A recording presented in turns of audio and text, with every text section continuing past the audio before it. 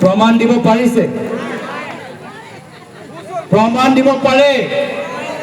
কিয় দিব নোৱাৰে? যে তেওঁ হ'ল এগৰাকী মিছলীয়া মুখ্যমন্ত্ৰী। মিছলীয়া মুখ্যমন্ত্ৰী প্ৰত্যেক দিন একটা মিছা কথা তেওঁ কয়। প্ৰত্যেক দিন মিছা কথা।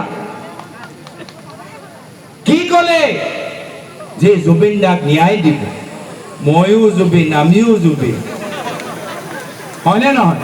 ময়ো জুবিন, আমিও জুবিন। এতিয়া জুবিন দাক ন্যায় দিব পাৰিছে?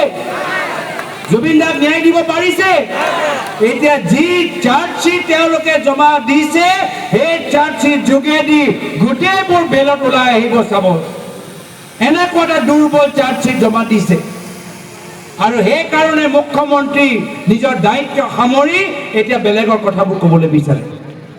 কিয়? কি তেওঁ নিজে জানে ইমান দুৰ্বল চাৰ্জশ্বিট আৰু চৰকাৰৰ ফালৰ পৰা যেনেদৰে অধিবক্তাসকলে নিজৰ কথাবোৰ ক'ব লাগে, আজি কথাবোৰ কোৱা নাই। কিয়? কি যেহেতু সিদ্ধাৰ্থ শৰ্মা বিজেপি দলৰ মানুহৰ লগত বিজনেছ কৰে, সেইকাৰণে তেওঁ এনেকৈ কাম কৰি আছে। কিয়? যেহেতু শ্যামকানু মহন্ত ডাঙৰীয়া কেন্দ্ৰ বিজেপি চৰকাৰৰ পৰা টকা পইচা লৈছে, সেইকাৰণে